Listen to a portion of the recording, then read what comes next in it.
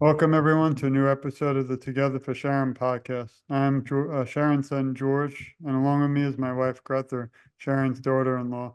And we were my mother's caregivers after she was diagnosed with Parkinson's disease. Unfortunately, she passed on 1/1/2020, but we started TogetherForSharon.com in her memory. Today's a special limited edition show, special edition, where my wife is going to actually interview me about my first book in the Parkinson's area. I have written other books, but not in the world of Parkinson's. I felt it was a very important time to share my mother's journey and ours as caregivers, but also the follow-up book that just came out pretty amazingly a few days ago. So I'm going to give this show away to my beautiful wife, Grether, who again is my support through all of what, my mother's battle, but also even today. This is September 2024, and on September 20th would have been my mother's birthday. And it's one of the tougher days for our whole family. So I'm glad we get to shed some light on this and share it with you all. Yes, thank you. That was beautiful, George. I do agree that we were thinking about doing this Q&A session together. Who better to ask you questions on the importance of the book that you wrote to honor your mother than me? But really, we couldn't find the right timing, or we just kept postponing it. And I am a strong believer that everything happens at the right time, not when you try to make it happen. And now is the perfect opportunity. But I, yeah, like I you agree. said, And also, just so yeah. everyone knows, this beautiful sign behind me right here is not real, but my beautiful wife was able to figure out how to do it. So it's the coolest thing I've ever seen. So thanks for that. I don't think you really have ever heard of Canva. It's not that hard to use. Just No. throw things together. I wish I could really take more credit for designs, but yeah, so let's get started. I did prepare a couple of questions that I don't know the full answer to, so I'm actually really interested to see how you feel. And they're really more personal, but I think it will help people connect with you and your purpose and your mission. Thanks. So let's get started. What prompted you to write this beautiful book, A Son's Journey from Parkinson's Disease Caregiver to Advocate? It's not that it looks so large on your screen. It's not that Oh no, here, close. let me That's there. perfect. Anyway, That's I mean, the first thing was really that, as you know, during the struggle, we didn't know she wasn't going to be with us. We had no clue. Like we were told so many times, you don't die of Parkinson's, you die with it. So I didn't have a plan. And even today, I'm still kind of in shock and grieving. So it helped me kind of cope with the loss, but keep her memory alive. Even if we reach one person today, I always say we'll change our life, because we all felt alone as caregivers, and she felt really alone as a person with Parkinson. And I also was shocked to find out when I was doing research, there's not another son, at least that I've found, that wrote a book about the loss of their mother or loved one due to Parkinson's in the world. So I was like, we were looking at that time. If there were hundreds of them, I probably wouldn't have, but I felt it was time and we needed it. And also, it brings important memories, some tougher ones during the last year of her life. I don't even know if I think I told you a little bit. I didn't share a lot of it. I had a journal, which I never do, but I wrote every single day for a year. And it's in the one chapter in the book, literally, of my mother and I's experiences, conversations. And I always say the good, bad, and ugly of the last year of her life. So felt it was important that people gain awareness and that we can try and reach individuals around the world that aren't aware to find a cure. Obviously, it's too late for our family, but not for all the others who I do consider family today fighting this disease. yeah. I think that watching you go through it and our family together going through Sharon's illness, um, and even after her passing, this book really feels kind of like a chapter of grief, because the year after she passed, so 2020, since she passed on the 1st, that year I felt like our whole family, we tried to go to as many fun places as we possibly could. We tried to do like all the things that we weren't allowed to do before, because we were always so mindful about her and things like that. But how, and writing can be very healing, but writing this book, how did that help you through your grief?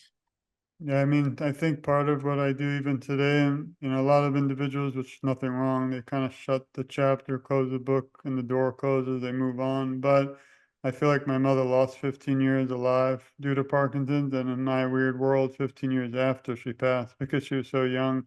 69 is way too young in my eyes and view. So I felt that I needed to keep her not literally alive, but her memory alive. And I feel that everyone I meet each day, even if it's a person or two, continues her story and makes sure that she's never forgotten. Obviously, I hope we have a cure, and then I would probably not do this as much. I would still, promote her and all that she went through. But my dream is number one, that no one ever feels alone, because again, I felt really alone as a caregiver. And then number two, people know that we don't want them to have to go through what our family has. And I was shocked to realize just a few days ago. I don't know why it kind of hit me out of nowhere. I don't think my mother or any of us ever spoke to someone who had Parkinson's. Like, well, I don't even know why I didn't. There's so many things that I don't regret because nothing we could have done differently. There's no Yeah. cure yet. But I can't believe, like, I just picture even picking up a, phone, doing FaceTime now with like some of the people I've become family, like Esther, Melissa, and Mark out there. She would have laughed a little and she would have known that she's not going through it alone, but we didn't think of it. We didn't know about it. We weren't aware. Why can't, we change that for people out there, battling today? So that's really what drives me today. I agree. Connecting with others that are going through similar experiences helps us, in a weird way, know that we're not alone. But it really felt for us as caregivers and caretakers that we were just one step behind not only the progression of her Parkinson's, but just everything in general. We were always catching up to and reacting to things as opposed to really planning and looking at this from a different perspective like many others get the privilege of doing. We really caught this so late that we were kind of robbed of that opportunity. So it is interesting now that you do get to connect with others and in a way, remember Sharon through Yeah, them. yeah, I agree. And even progression, like I didn't know exercise Mhm. slowed the progression. No one told us. I mean, she had a little cute gym in her house, which she used, but not religiously, which I probably would have pushed her a little more. And she was pretty active. She walked all the time. But then after that, one day when she went for the trial, that was kind of the end of the downfall. Also, we believed she had it for 15 years, but she never really talked about it. And I was shocked to realize that I knew what the word Parkinson was, or we heard it. We didn't even know. I didn't know it was a disease. I didn't know what it was because everyone, again, from medical community, which I don't blame them, I blame the disease, but they kind of said, don't worry too much. She's not gonna, we're not gonna lose her from it. So all this kind of was just shocking. And I don't think if we went back, we could have done anything differently. We did try everything. Also, we just there's not much she could have done more. I think it was due to the environment. She had that beautiful home in Florida, but the mold and the pesticides and who knows what they sprayed over the years, which they don't do today, I think caused all of this. And the saddest thing is not even about our loss, but the kids, as you know, hopefully we'll get to it soon. Her favorite thing in her life was her grandchildren. I mean, she loved me, but they were more important, I think, because I still remember, my mother sacrificed her whole life to raise me and my brother, two boys, but she never had a girl. So I always joke, and in the book, I wrote about the time where I introduced you and my mother and how it's almost like a movie where I kind of got forgotten. You two fell in love, and that was the end of the story. But the second most amazing story was when we found out you're pregnant. We're Mhm. having our first daughter, our only daughter, Brooke. And I remember she started crying. We all were so happy because now she got an opportunity to dress up her granddaughter and buy dolls and coloring books. And their favorite time was Sunday mornings blowing bubbles in the backyard. And even now, staring at it as we might be virtual, but you could see the backyard. And those are the things that I miss the most that we can't do due to this disease. I couldn't agree more. Sundays were religious for us, not for religious reasons, but because that was really our family day. The whole world stopped and we just enjoyed each other's company and all the silly little things that the kids, it was centered around the kids. But that brings me back to you. Tell me more about your relationship with Sharon. Yeah, the only regret is that I wish I had this technology. I tell you all the time, like, Yeah. imagine if I had a show with my mother, but not about Parkinson. Like, they wouldn't even mention, no offense to Parkinson's or awareness. This would have been a show just about me and my mother, her life, her growing up, her work, New York, the Manhattan, everything. I would have chronicled everything, and then me growing up, because these are the memories that I don't really remember a lot, and also we don't have many people to share them. Father's still with us, but he doesn't remember much. My aunt is great, but it's not the same. So that's the one thing I really, because I would have been watching them. We do have home videos, but it's not the same. It's like being able to talk and laugh would have been a dream come true today. So that's one area I wish I had done, but we didn't have the technology. So, You really shouldn't regret though, because yeah, I feel like in today's fast moving, fast paced, technologically advanced world, we're so concerned with documenting everything and sharing everything that we really miss out on the day to day and actually connecting and just having real conversations without any external technology. So I think you did do it the right way. I know in hindsight, you wish you could have more memories like saved to look back on, but just know that you actually gave her amazing quality time, real quality time, not distracted by devices and not with a recording device in her face. I So know. It would have been in a more way, for me. we did have like the perfect world. Yeah, well, it would We're have been like, more for me because I would just picture I even know. when we leave, if I put up YouTube, it's so simple. Click maybe a question we had and laughed a little. That would have been so cool. But, Yeah. like you said, we can't worry about the past because they Uh, didn't have it. So even if we had it, I mean, I never dreamt not going away from the book, but even having a show like we have together or Q&A with Sharon and George, and this is why I love awareness because a lot of the sadness and obviously I lost my mother, but there's so much positive today. People we meet and they thank us, and I don't do it for that, but I do it because some part of me thinks that if we could just reach, one person who's sitting there literally now, like my mother, and we were struggling, and but now they discover TogetherForSharon.com completely free. It has the interviews, it has shows, they'll actually smile a little. If they could just have them smile for a minute, that might change their life, and then they can share it, and we don't get anything from any of it. We don't want anything. We don't even, I get funny looks because they're like shocked that we don't turn it into a foundation or want money, but that's not what we do this for. Someday we might, because I do want to offer scholarships to future neurologists to find a cure, but I hope we can find a cure before even having to do that. I think that's beautiful. And a pivotal thing that you just mentioned about sharing and advocating and advocacy and trying to get people to have eyes on Parkinson's awareness is, I wonder, your mom, the approach she took to Parkinson's, since she never really brought it to us.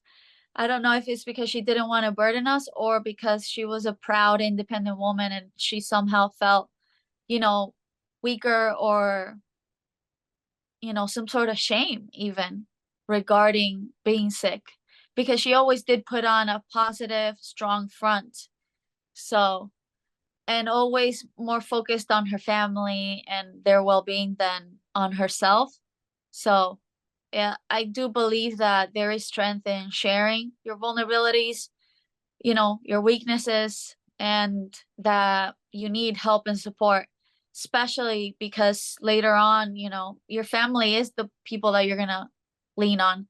So I think one lesson that I would definitely give anybody watching with Parkinson's is to be as open as possible with their family, because that will really set them up to be better prepared.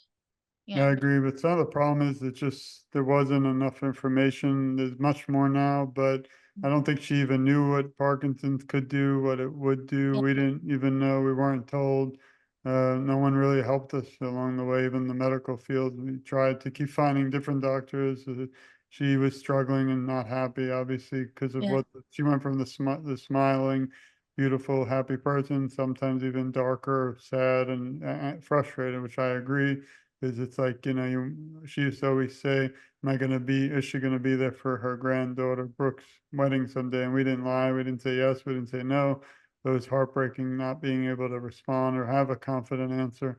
also important things about the book. It's not just about, it starts off in the journey of my mother's life and talks about how, she was a school teacher, had a master's, and gave it all up to raise me and my brother. Then it shifts a little to Parkinson's. And then the most important thing really is the support from you, a whole chapter, and the children.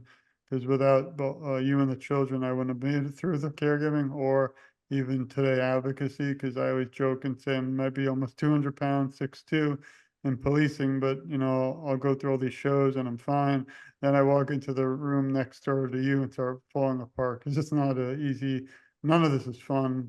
I do it again to keep her memory alive, but to end this terrible disease for others out there. And even if we never reached anyone, I think just having this out there means a lot, because someone hopefully someday will see it and maybe learn a little something and share it on. So this is beyond just us and our family now. Somehow TogetherForSharon.com is, I thought we'd reach like 5 people. It's reached over 40,000 people. And I don't know if it's sad because it's the progression of the disease is happening to more people. And now you see celebrities like Ryan Reynolds just a week or two ago came out in a way, talked about his father with hallucination delusions, and just so many things we don't even have time to talk about. But I try to cover some of them in the book. What being a male caregiver, which is something I didn't even know was shocking I didn't even think of that. And then mental health, my own health, which wasn't, didn't properly plan that even today. And but the support is important. And I shared the last year of her life, which was the toughest chapter. I even say sometimes to skip it, but I wouldn't, because you want to see what how to maybe improve. And then finally, how grateful I am. And I love that we thought of bringing in like 20 or 30 of her friends and family, and they put quotes at the last chapters, because they remember her for more than Parkinson. But it was interesting to see where they were, how they felt when they heard about it, because none of them even were too aware. And then finally the last chapter is the mission forward, which is what we're doing now. And I think we're changing the world for the better. And we're reaching so many people, and 99.9% of the people are just simply incredible. And if we get to it, I'll be following up with other books in the future about, my own personal fight, because sitting here with you, I don't have Parkinson's. We're both no longer caregivers of someone alive with Parkinson's, but I do feel there's about 50 or 60 or 100 million people out there who lost a loved one due to the disease, that the door kind of shuts for them, and they move on, which is fine. But imagine if we had all these people back into the topic and into the conversation. I think we'd be closer to a cure. Thank you. Yeah, I agree. I think that you have done all that. I know your next book that is already out, Voices of Resilience, where you share so many stories of all the amazing interviews you've done with incredible individuals who either have Parkinson's or fighting Parkinson's, or part of an organization fighting Parkinson's, or caretakers and caregivers or doctors. And I think including them and sharing their story, and then in turn they can share with everyone in their circle, you are doing amazing things to raise awareness towards Parkinson's. This is it.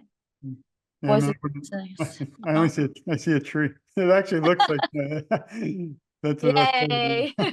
I wouldn't be able to do it without you again. I'll keep saying It's it, or the amazing. kids, or the Such family. a good book. Yeah.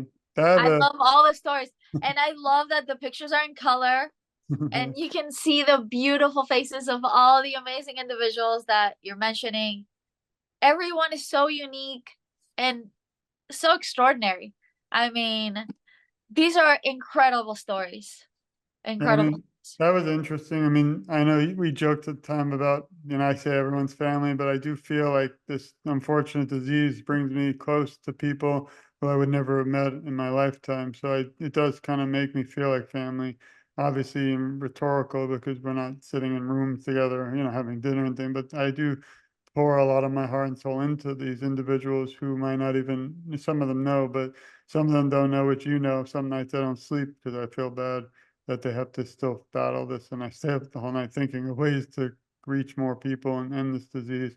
That book was something that means a lot too. The first book, Journey, was about my mother, our family, but it was dedicated to those in memory of my mother, but to those fighting today in their families. Well, after 2 years, 2 years after she passed, I knew there were about 1 million people in the US who had Parkinson's, and, that was already tragic, but then I was shocked when I discovered something called the World Parkinson Congress, and I was like, I didn't wanna say fall in love, but I was so, like, amazed about that but then saddened when I found out there are about 10 million people around the world that I didn't even know about that have Parkinson's. So I said in my own brain to talking to myself, if you weren't in the room, self, just kidding. We have to Oh do some, no, we have to you don't do have to some. reenact that. I realize you have to do. This is not just about my mother and me anymore. It's about everybody, and I do think you have to be a family, whether it's England, France, Spain, even Iceland, Nova Scotia, India, even Africa. Parkinson doesn't discriminate, and it can affect anyone, anywhere, anytime, gender, race, nothing. Doesn't matter. It can happen. And I was thought to myself, this is why I do this now. I can't bring my mother back, but I'm inspired, and that's what drives me to keep doing this by learning about these journeys and stories and advocates and people battling and other people too in memory of their family. Just a few weeks ago, we saw a group of gentlemen rowed a boat, I believe a sailboat, around the world for Parkinson's awareness. They raised like $40 million. I'm like, I can't figure out yet how to raise $5 because that's not, so I don't like asking for money, but they did it, and they're going to be coming on the show in the future, and that excites me. I said I'll do one show a month. When we started, I've done 90 now in 3 months, which is not, reasonable. It's not going to last. It'll kind of slow down because there's only so much time. I would like to do a few a year, and then that'll be all. But same thing with interviews. I did about 1,000 now, and there's just so many incredible people that are out there and that I didn't know about. And I always say the only journey today that breaks my heart is the one that I'm not aware of. I think that, to your point about sharing people's journeys and even your own, I think you are all remarkable because most people, when they're given bad news, because Parkinson's disease is not something that you want to hear that you have, and or that your loved one has, and taking it into something positive and empowering and taking control over that and not letting it define you, and admitting and being vulnerable that yes, this is hard, but yes, I will continue to fight. Yes, I'm going to have bad days, I'm going to have horrible days, but I'm also going to be able to smile through it, and I'm also going to have good days, and I am supported and I'm not alone.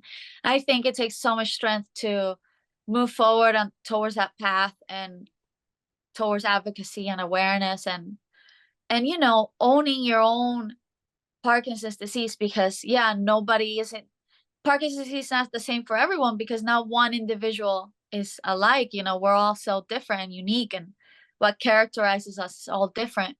So I do think that that one defining character to take it and say, yeah, I have my pity party, but I'm gonna get up and I'm gonna fight, and this is not gonna be what defines me. I think that's beautiful, and taking something and taking strength from it, as opposed to letting it knock you down and staying there. I think that's beautiful and just beautiful. Thanks. I mean, there's still so much work to do.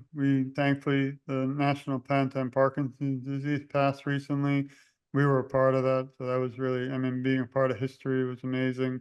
There's also so much more we need the legislature to do.